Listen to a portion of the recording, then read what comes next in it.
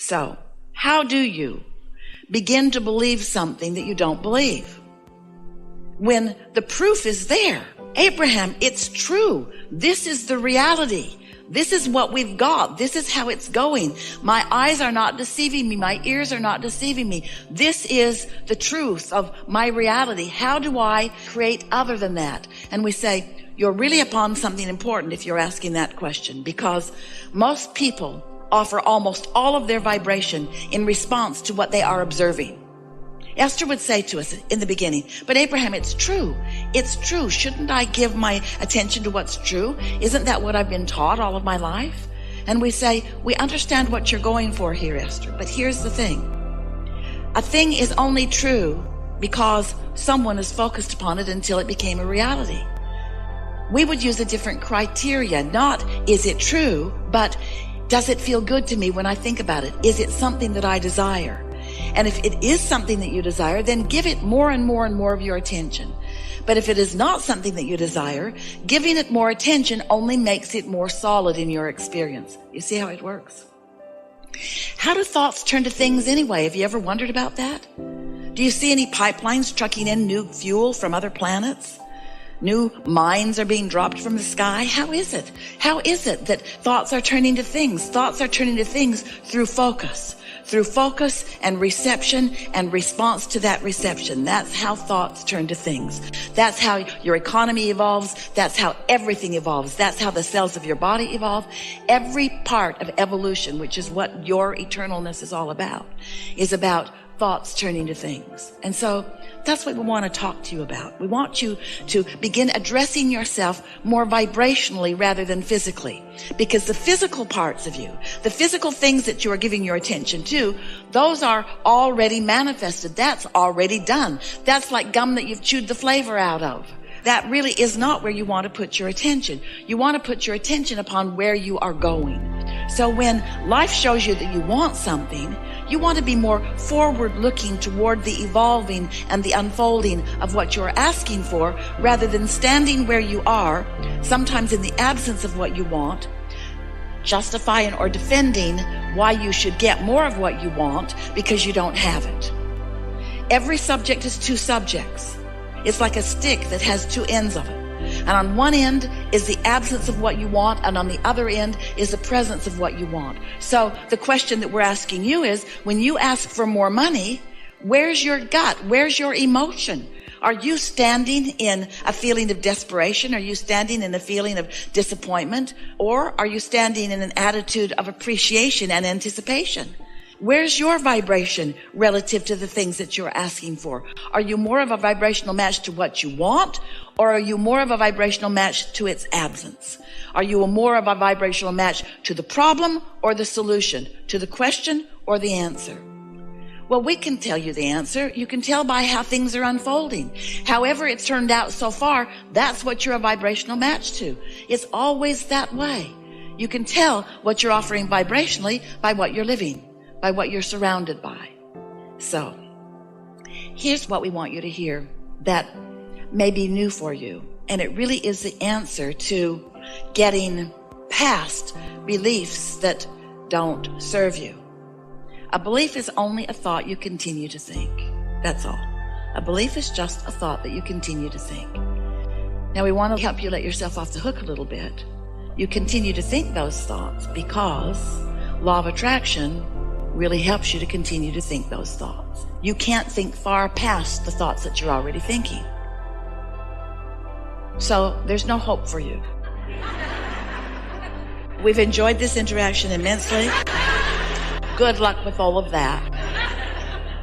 Think of us, we're living happily ever after. But there is a way that you can not so much bridge your belief immediately. You might be able to bridge a belief if you could surround yourself with other people who believe in the advantage that you have not yet given to yourself. So you may be able to bridge your beliefs if you had someone around you who knows answers to what you're looking for, and you don't know the answer, but they do, and they talk to you every day, and you get to watch them in their life, and eventually you could come to believe because they believe it and they're living it. You could change your beliefs a little bit. That's how most humans are bridging their beliefs, or changing their beliefs. But there's a much easier way. So we have some questions for you before we give you this important thing, the answer to all your hopes and dreams. Do you accept that you are more than this physical personality that you know as you? Yes. So if this inner being exists, and we promise you your inner being does exist, and since your inner being does exist and your inner being is standing in complete knowing of what you're asking for, in other words, knowing, seeing the vibrational version of it, and knowing that this vibrational version, just like a seed in the ground, can grow to the full manifestation that you're looking at, the seed to the abundance you're looking for, the seed to the physical wellness, the seed to the relationships that you want, the seeds to all things that you have been asking for.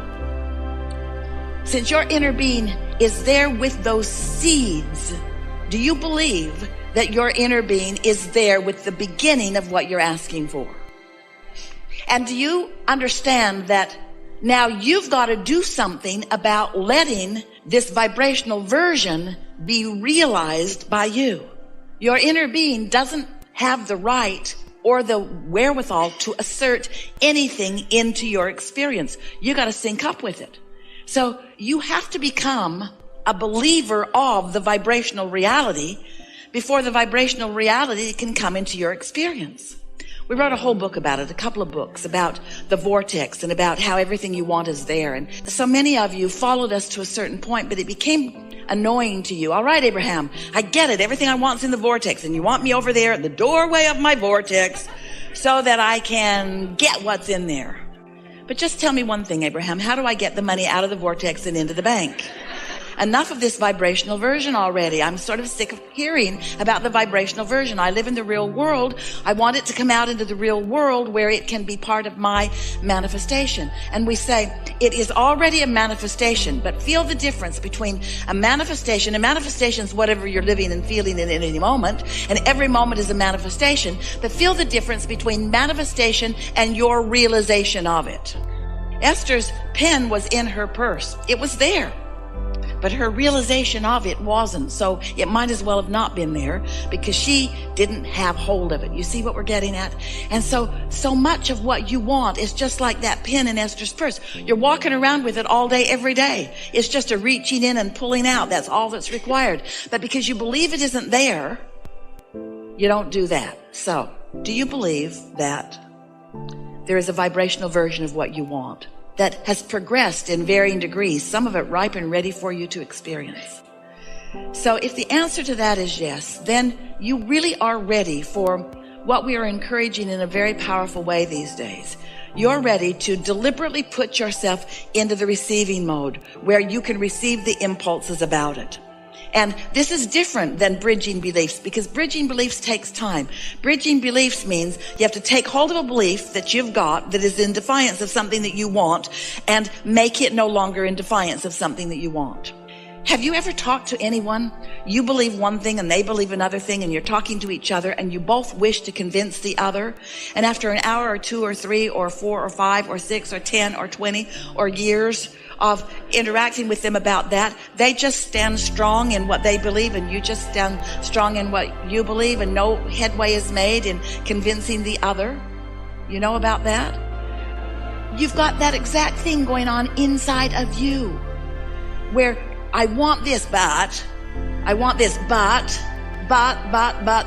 you've got beliefs that keep your desires from being realized by you, and it's unnecessary. So what do you do about it? Do you want to argue with yourself for hours or weeks or months or years? Or would you like a suggestion for a much simpler route? Yes. We thought you'd say that. When you quiet your mind, you stop all thought. And when you stop all thought, all beliefs, ooh, you're really going to like this. So we're going to start in a different place because we really want you to hear this. Imagine a cork floating on the water. And let's just say that this up here on this surface is alignment with your source, pure positive energy. Now you can hold that cork under the water, and let's call that negative emotion. Let's call that beliefs that don't serve you. But when you let go of it, it's going to bob right back up there to the surface. So when you meditate and you quiet your mind, you bob back up to the surface. And when you bob back up to the surface. When your vibration rises because you're not holding it down with things that your inner being knows are not true. When hatred and fear are disengaged, and in their absence, you just move right back up into the natural love and pure positive energy that is you. That's what we call the receiving mode, which means now you are at the doorway of your vortex. Now, in that absence of contradictory beliefs, the beliefs of your inner being are dominant. In fact, they are only. When you meditate and quiet your mind and allow your vibration to rise, now you are only the frequency of your inner being. Now think about what we've been talking about already here today. So here's your inner being and this vibration, and here's you and this vibration, and everything you feel is about the mix of that. If you are in tune with your inner being, you feel wonderful. If you're not, you feel less wonderful to varying degrees, all the way over to awful. But when you meditate and quiet that part of your vibration, and your vibration rises, now you are at the doorway of your vortex. Now you are in the receiving mode. Now what your inner being knows about everything, and what your inner being knows mostly about is you, now it is your knowledge too. And so now ideas begin to flow to you through your path of least resistance. So when you are in meditation and a thought comes to you, that thought is a thought worth listening to, because it's not from this receptive mode of fear. It's from this receptive mode of knowing who you are, what you want, what's in your vortex, what's already been allowed by you to play out. Your inner being knows where you stand in relationship to everything you want, and knows your path of least resistance to guide you to it. Isn't that nice? So you're at the doorway of your vortex, and you might not be ready yet to translate into words like Esther is doing here, but you'll receive impulses, maybe an impulse to do something or an impulse to call someone. But then you're going to get back into your day. And as you get back into your day and you start observing what's going on in your day, you're probably going to reintroduce more resistance back into your experience. So the closer to meditation, the more likely you are to more clearly receive the answers that you've been listening for. The further into the day you get, the more you're going to start behaving like you usually do. But can you feel how, after a few days of this, or weeks of this, or even years of this, where you quiet your mind and tune to the frequency of who you are, that you could become more guided by that broader perspective? Esther's been asking herself a lot. Now, she's been receiving us since 1985. That's a long time. And yet, even today, she will ask herself as a thought comes, because your receiver is always on, isn't it? As a thought comes, she will ask herself, where did that thought come from? Now, if the television's on, it's pretty obvious where the thought came from. But when she's just taking her walk, or when she's in the shower, or when she's moving about in her day, and thoughts come as they do all day, she's been stopping and saying, where's that thought coming from? What receiving mode am I in? What train of thought led to that? Was I in the receiving mode of worrying about things, or was I in the receiving mode of appreciating things? And in time, you will come to realize that you have a very broad view helping you out. You have infinite intelligence adoring you and upstream and aware of you and everything that is important to you.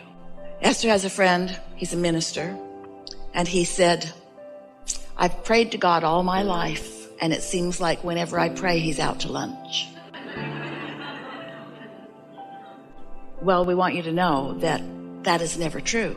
It's just sometimes you're not in the receiving mode and you cannot hear. You can't receive the impulse that will lead to this, which will lead to this, which will lead to this, which, by the way, is the happily ever after journey that we keep talking about. So there. Now you know, and we know that you know, we can feel that you accept that there is this vibrational reality. And now perhaps you have a different relationship with that vibrational reality than you've had before.